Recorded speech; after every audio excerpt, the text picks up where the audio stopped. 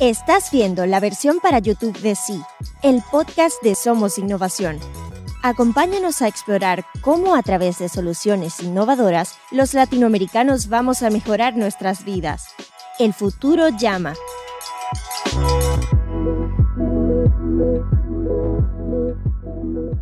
Hola, soy Federico Fernández. Bienvenidos a un nuevo episodio de Sí, el podcast de Somos Innovación. Hoy quiero traerles la charla que Matt Ridley dictó en el marco del foro Reducción de Daños, Smart Regulation versus Principio de Precaución. El mismo fue coorganizado por el ICP Colombia y la red Somos Innovación. En la descripción del episodio voy a dejar un link al evento completo, que contó también con las presencias del representante Gabriel Vallejo y el asesor presidencial Yehudi Castro. Matt Ridley es uno de los más destacados expertos en innovación que hay a nivel mundial. Sus libros han vendido más de 1 millón de ejemplares, se han traducido a 31 idiomas y han ganado varios premios. Entre ellos destacan El optimista racional, La evolución de todo y Cómo funciona la innovación. La charla de Ridley fue originalmente en inglés. Sin embargo, gracias al esfuerzo del ICP, también hubo disponible interpretación simultánea. Por tanto, primero van a escuchar el audio en inglés y luego la traducción al español. Así que quienes no se animen con el inglés, tan solo tienen que adelantar 16 minutos para escuchar la versión en castellano. Aprovecho para pedirles que no olviden suscribirse así a través de cualquier app que utilicen para escuchar podcasts. Que disfruten la charla de Matt Ridley. Thank you very much indeed, and thank you to ICP and to Sonos Innovación for the kind invitation today. It's great to be with you in Colombia, albeit virtually. I'm going to speak for about 20 minutes. I think that's what you expect, mostly about vaping, about electronic cigarettes, which I think is a very interesting example of harm reduction and of the problems caused by precautionary principles. I was lucky enough a few years ago to meet the person who invented electronic cigarettes. His name is Hon Lik. He's a Chinese scientist. His father died of lung cancer. He was working as a chemist at Liaoning University of Traditional Chinese Medicine, smoking 2 packs of cigarettes a day. And he tried and failed to quit by himself because he didn't want to suffer the same fate as his father. He tried nicotine patches, but he hated them. And it so happened that he was working in a laboratory with access to liquid nicotine, which was used to calibrate other products. So he had the idea of turning the nicotine into a vapor by using ultrasound at first. That didn't work very well. So he then tried again with a heating element. That worked much better. And by 2003, he had filed a patent on his first practical prototype. Now, I think this is a transformational technology. Suppose that people were driving a dangerous type of car that was killing millions of people every year. And suppose somebody invented a car that was much, much safer, significantly cheaper, emitted fewer fumes while performing just as well. Would we ban this car? Of course we wouldn't. And yet that is what the reaction of many public health professionals around the world has been to vaping, in particular the World Health Organization. And in an exactly analogous situation, they are effectively saying they want to ban the safer version of a product. Why? Because they'd rather we didn't smoke at all. It's as if they said, you can't have a safer car, you shouldn't be driving a car at all. So for vaping to be beneficial, it doesn't have to be harmless. This is the point that I think many people find very difficult to understand. Because surveys suggest that 98% of people who vape, certainly in this country, are smokers. So even if vaping carries a moderate risk, so long as it is less than the risk of smoking, there will be harm reduction. And nicotine itself is far less harmful to smokers than other chemicals created during combustion. Studies confirm that there are much lower levels of dangerous chemicals in e-cigarette vapor than in smoke, and there are fewer biomarkers of harm in the bodies of vapors than in smokers. Clinical trials show that after 2 years of nothing but vaping, people have effectively the same biomarkers as people who don't smoke at all. So this is an example of harm reduction. which is the concept that we offer people a safer but still risky alternative to what they're doing at the moment. It's a policy not designed to stop us doing things or to stigmatize us, but to encourage us to do things more safely. It's pragmatic rather than moralistic. And we have a very obvious example in front of us at the moment: vaccination. Vaccination is not risk-free. There are risks associated with vaccines, as we've seen in recent weeks. There's Guillain-Barré syndrome, there's blood clotting, there's the potential for disease caused by vaccines. But these risks are much smaller than the disease that you're trying to prevent, particularly in the case of severe diseases. So we accept that we would rather run the small risk of harm from the vaccine than the large risk of the harm from the disease. I had another example of effectively a harm reduction device the other day when I was caught speeding in my car on the freeway. And I was offered, instead of points on my license, which might lead to a ban, I was offered a course, an online 4-hour course to teach me how to be a safer driver. And it was a perfectly good course. It was about reducing the harm I do rather than punishing me for doing potential harm in the first place. Sex education in schools is an example of harm reduction. We don't say to people, you shouldn't be having sex until you're married. We say, if you do have sex, please do it safely. The distribution of condoms to prevent HIV in the all over the world. This is another example of a harm reduction strategy. Now, one of the most controversial examples of this was in the 1980s in England, where the HIV epidemic among heroin users became a problem. And instead of continuing with the policy of trying to prevent heroin use, the British government said, why don't we hand clean needles out in places where people are addicted to these drugs so that they don't re-inject with the same dirty needles and spread HIV. This was a very successful policy, but it was very unpopular at the time because it was thought to condone drug use, undermine the call for abstinence from drugs, and send the wrong message to young people. Most countries eventually followed the UK in this respect. The United States, very, very slowly. It was much more reluctant to go down the route of harm reduction. The phrase harm reduction had actually been banned from use within the publications of the UN Office for Drugs and Crime up until 10 years ago. And it's now recognized that, for example, methadone treatment for heroin is a successful way of dealing with it. So instead of telling people to stop, you give them a lesser alternative. In Europe, there is a country with very, very low frequency of smoking. It's Sweden. Sweden has about 6% of young men who regularly smoke. That's the lowest number probably in the world.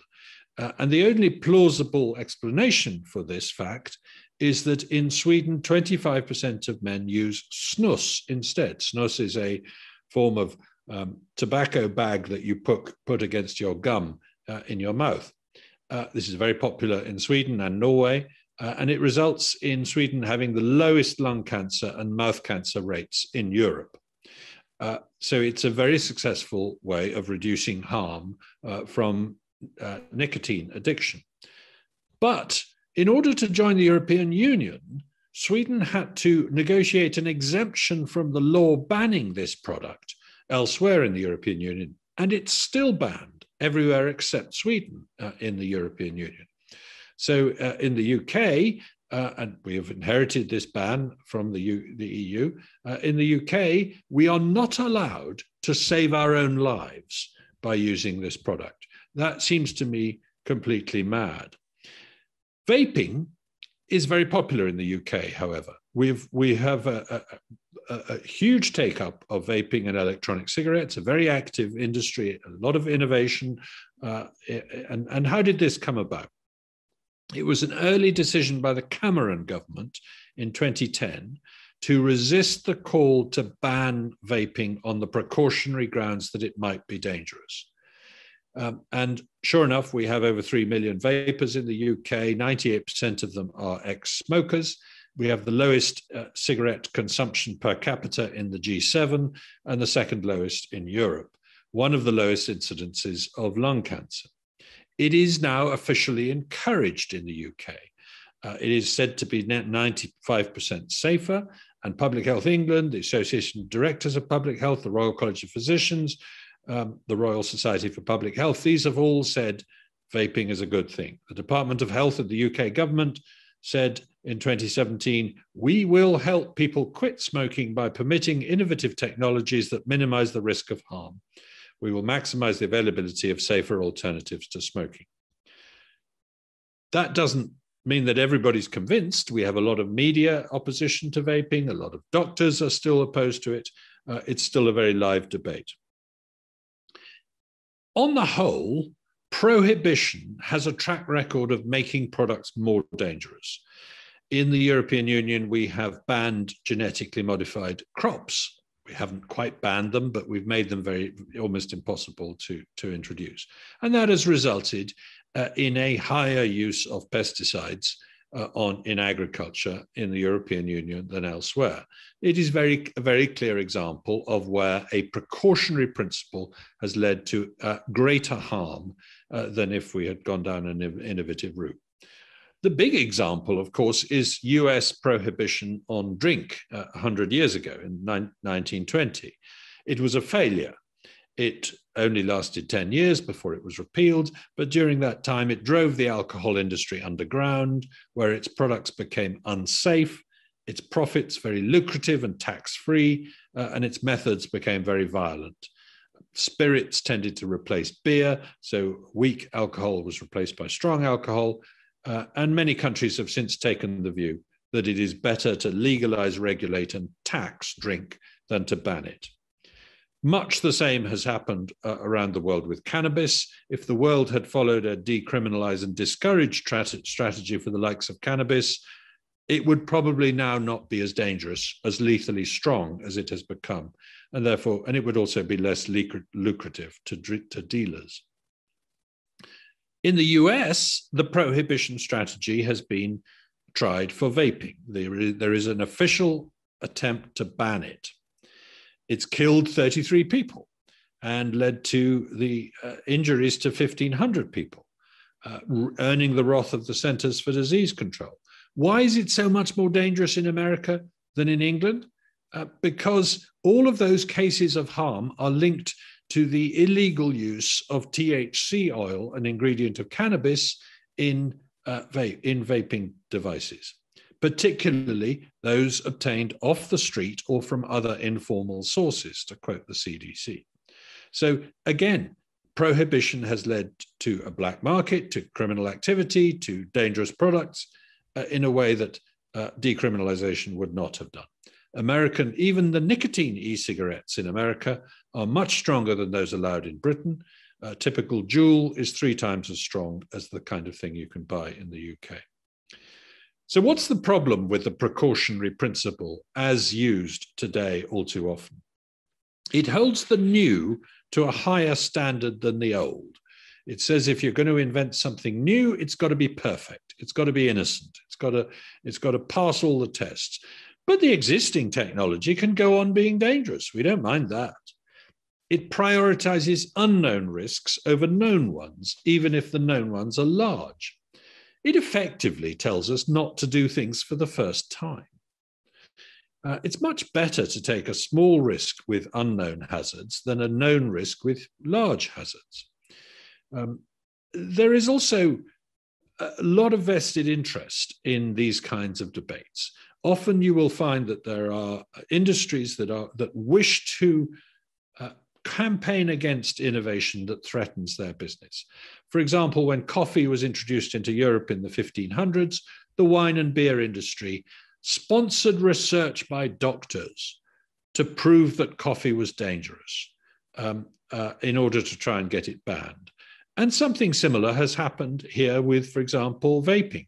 So the pharmaceutical industry makes patches and gums to allow people to quit smoking. And big pharma money has been behind many of the campaigns against vaping. It wants its own prescribed and rather ineffective products to have a free run at the market. When there is prohibition going on, an American economist called Bruce Yandell pointed this out with respect to the drinks prohibition of the 1920s. He said you get a coalition of bootleggers and Baptists, people who preach about how dangerous it is and are doing it for moral reasons, and people who actually are going to make so much money out of smuggling that they kind of enjoy the fact that it's illegal. So I think this bootlegger Baptist coalition, two people with very different motives, is a strong feature that we need to understand. There's also a degree of Puritanism here. People who just so hate the idea of smoking that they hate the idea that in some sense we will still see people with things in their mouths with vapor coming out of them. Even if that's safe, they want it gone. And you get a lot of this in the World Health Organization. The idea that big tobacco might be able to reinvent itself by developing reduced harm products horrifies these people. I should clarify at this point that I don't vape, I don't smoke, I've never done either. I don't have any vested interest or shares in any relevant company. This is simply a topic I got very interested in when my sister switched from smoking to vaping, and I thought, this is great. She's not going to die, which I think is a good thing. So in the end, what I suspect that a lot of people object to about vaping is the pleasure that it gives, there may be no reason left to argue against nicotine addiction if it's made safe. It reminds me of the fact of the joke that a Puritan is somebody who lives in fear that somebody somewhere might be enjoying themselves. And that, I think, is not a great way to approach the world. So thank you very much indeed for having me today. I look forward to the conversation and to listening to the other talks. Thank you very much. Muchísimas gracias, de verdad. Y gracias a ICP y a Somos Innovación por esta amable invitación en este día. Es un gusto estar con ustedes en Colombia de manera virtual. Bueno, voy a hablar como por unos 20 minutos. Creo que esa es la expectativa. Y más que todo sobre vaping, sobre cigarrillos eléctricos. Es un buen ejemplo de los problemas causados por precauciones. Fui muy afortunado hace años atrás de conocer a la persona que inventó los cigarros eléctricos. Es Han Lik, es un científico chino. Su padre murió de cáncer en los pulmones. Él trabajó como químico en una universidad tradicional de China. Se fumaba 2 paquetes de cigarrillos al día y trató de dejar el cigarrillo y fracasó. ¿Por qué? Porque no quería sufrir la mala suerte de su padre. Él probó los diferentes parches, no funcionó. Él estaba trabajando en un laboratorio con nicotina líquida que era usada para calibrar otros productos. Así que se le ocurrió la idea de convertir nicotina en un vapor usando ultrasonido. Por supuesto, eso no funcionó, entonces intentó de nuevo con un elemento que funcionó mejor. En el año 2003, él tuvo la patente para su primer prototipo. Ahora, yo creo que esta es una tecnología transformacional. Supongamos que las personas estuvieran conduciendo un tipo de vehículo peligroso que matara millones de personas por año y supongamos que alguien inventa un auto mucho más seguro, significativamente más barato, emitiendo menos gases y con un excelente desempeño. ¿Vetaríamos un auto así? Por supuesto que no. Aún así, esa es la reacción de muchos profesionales de la salud pública en cuanto al vaping, en particular la Organización Mundial de la Salud. Y en una situación, ellos están diciendo que quieren vetar una versión más segura de un producto. ¿Por qué? Porque ellos prefieren que no fumemos para nada. Es como si dijeran, no puedes tener un auto más seguro, no deberías estar conduciendo ningún vehículo. Así que para que el vaping sea beneficial, no tiene que ser no nocivo. Este es el punto que muchos encuentran difícil de entender. el 98% de personas que usan el vaping son fumadores. Y entonces, aunque lleve un riesgo moderado, con tal de que sea menos que el riesgo de fumar, va a haber una gran reducción de daños. Y la nicotina como tal es menos dañina que otros químicos usados. Los estudios confirman de que hay niveles más bajos de químicos peligrosos en cualquier cigarrillo de vaping que en un cigarrillo normal y hacen menos daño en el cuerpo de los que usan vaping. Las muestras clínicas muestran que después de 2 años la gente ha tenido básicamente las mismas biomarcas que aquellas personas que no fuman para nada. Así que este es un ejemplo de reducción de daños, que es el concepto que le ofrecemos a la gente una alternativa más segura, pero aún así riesgosa. Es una política no diseñada para impedir que hagamos cosas o para estigmatizarnos, sino para animarnos a hacer las cosas de una manera más segura. Es pragmática en vez de moralista.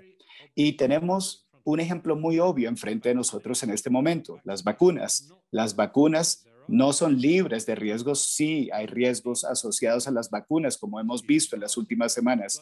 Está coágulos de sangre, y bueno, otros potenciales enfermedades que se pueden causar por las vacunas, pero estos riesgos son menores que la enfermedad que estamos tratando de prevenir en el caso de desarrollo de enfermedades severas. Así que aceptamos asumir un pequeño riesgo al tomar la vacuna que el gran riesgo que nos presenta el virus como tal. Tengo otro ejemplo de un dispositivo de reducción de riesgos. Cuando fui detenido por conducir a alta velocidad, se me ofreció, en vez de quitarme puntos en mi licencia, me ofrecieron un curso de 4 horas en línea para enseñarme cómo ser un conductor más seguro, y fue un curso muy bueno. Tenía que ver con reducir el daño que yo puedo producir en vez de castigarme por haber producido un potencial peligro. Educación sexual en las escuelas es otro ejemplo de reducción de daños. No le decimos a la gente que no tengan sexo hasta que se casen, sino que decimos, si llega a tener sexo, por favor hágalo de manera segura. La distribución de condones para impedir el VIH y en todo el mundo. Este es otro ejemplo de una estrategia de reducción de daños. Ahora, uno de los ejemplos más controversiales de esto fue en la década de los 80 en Inglaterra, donde la epidemia del VIH entre usuarios, entre adictos a la heroína, se convirtió en un problema. Y en vez de continuar con la política de tratar de impedir el uso de heroína, el gobierno británico dijo, ¿por qué no entregamos agujas limpias en lugares seguros donde estas personas adictas puedan recibir estas agujas limpias con el fin de que no usen agujas sucias y se propague más el VIH? Fue una política muy segura, pero no fue nada popular porque fue considerada a que condonaba el uso de las drogas y enviaba el mensaje incorrecto a los jóvenes. La mayoría de países eventualmente siguieron lo que hizo el Reino Unido en este sentido. Los Estados Unidos lo hizo gradualmente, fue mucho más lenta en ir recorrer este camino. La frase reducción de riesgos ha sido vetada en su uso en las publicaciones de la Oficina de las Naciones Unidas hasta hace 10 años atrás, y ahora es reconocida como que, por ejemplo, el tratamiento para heroína es una manera exitosa de tratar con el problema. Entonces, en vez de decirle a la gente que no lo haga, se les da otra alternativa. En Europa hay un país con muy poca frecuencia de fumadores, que es Suecia. Suecia tiene como un 6% de jóvenes hombres que fuman regularmente. Es la cifra más baja en el mundo, tal vez. Y la única explicación plausible para este hecho es que en Suecia el 25% de los hombres usan snus.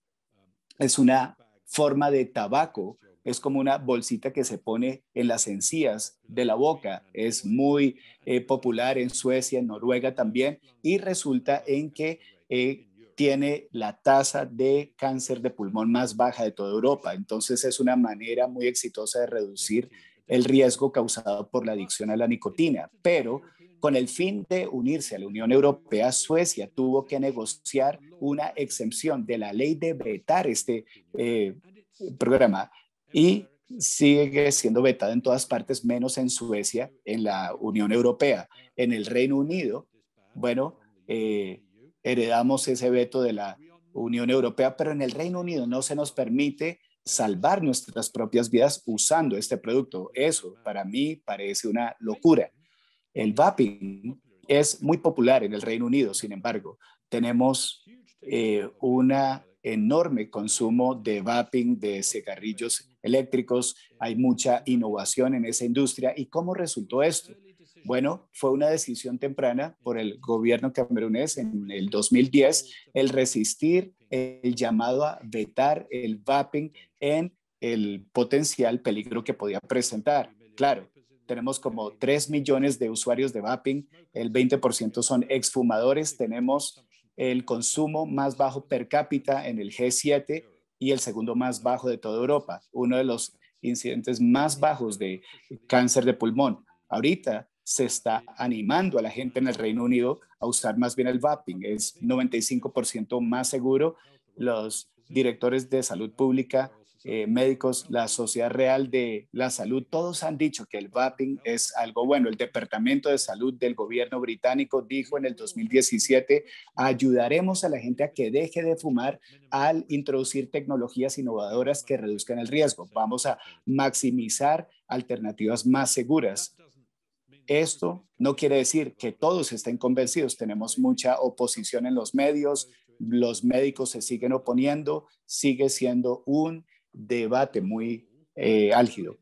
En general, la prohibición tiene un historial de hacer que los productos sean más peligrosos. En la Unión Europea hemos vetado cultivos modificados genéticamente. No los hemos vetado del todo, pero casi se ha vuelto imposible introducirlos. Y esto ha resultado en un más alto uso de pesticidas en la agricultura en la Unión Europea y en todas partes.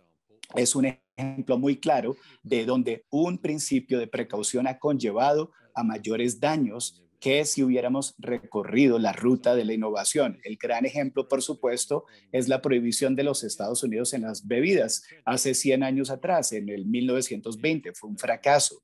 Solo duró 10 años antes de que se repelara, pero en ese tiempo llevó a la industria del alcohol a que fuera subterránea, donde los productos no fueron seguros, sus productos muy lucrativos, libres de impuestos y los métodos se convirtieron muy violentos. Los alcoholes empezaron a reemplazar las cervezas y en muchos países desde entonces han tomado la posición de que es mejor regular y en vez de vetar.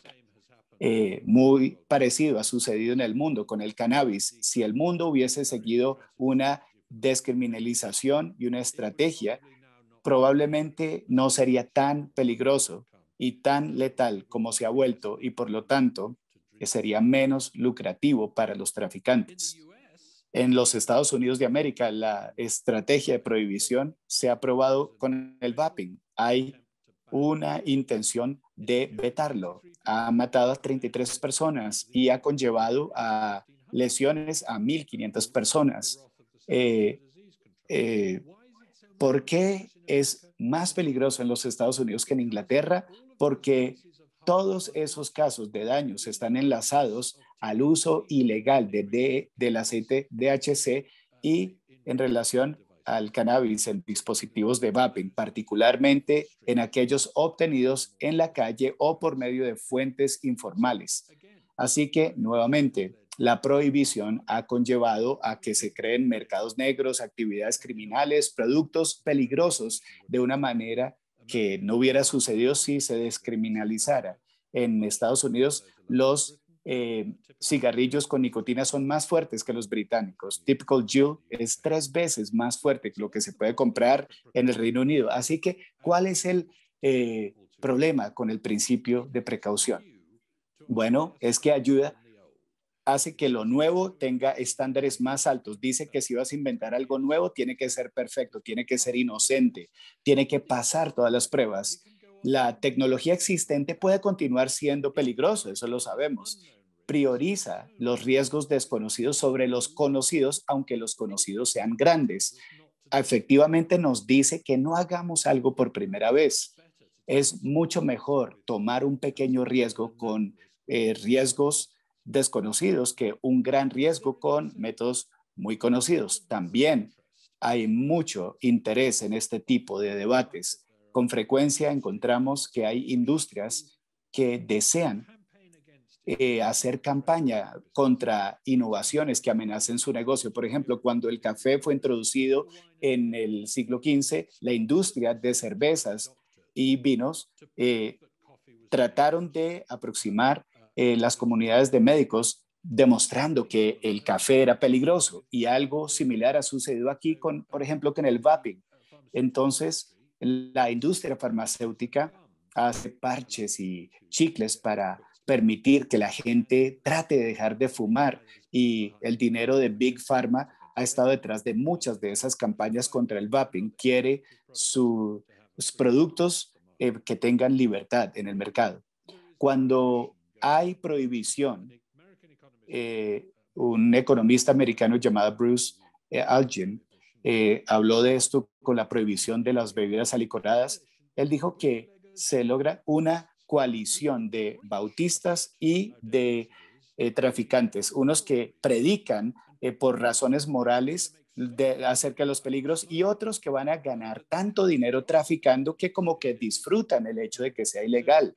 Entonces, creo que esta coalición entre ilegales y bautistas, dos extremos con motivos muy diferentes, es una característica que tenemos que empezar a entender. También hay cierto grado de purismo aquí, personas que simplemente odian la idea de fumar tanto que ellos odian la idea de que en cierto sentido aún así vamos a continuar viendo gente con cosas en su boca que emiten vapor. Aunque sea seguro, quieren que no exista, y esto lo vemos muchísimo en la Organización Mundial de la Salud. La idea de que Big Tobacco se puede reinventar al desarrollar productos con riesgo reducido horroriza a estas personas. Ahora, tengo que aclarar este punto. Yo no soy usuario de vaping, yo no fumo, nunca he hecho ni lo uno ni lo otro. Yo no tengo ningún interés personal ni acciones en ninguna compañía de vaping. Esto es simplemente un tema que me interesó mucho, donde mi hermana pasó de fumar al vaping y pensé, esto es tremendo, no va a morir, lo cual es algo grandioso para mí. Así que al final lo que sospecho es que muchas personas se objetan en cuanto al vaping es del placer que produce, que tal vez no quede otra razón para alegar en contra de la adicción a la nicotina si se hace de manera segura. Esto me recuerda del hecho de la broma, el puritano es aquel que vive en temor de que alguien en algún lugar puede estar disfrutando de la vida, y yo creo que esto no es una gran manera de ver las cosas. Así que muchísimas gracias por permitirme participar, y con mucho gusto quiero escuchar también a los otros panelistas. Sí, es el podcast de Somos Innovación. Visita somosinnovación.lat para suscribirte. Y no olvides compartir este episodio a través de tus redes.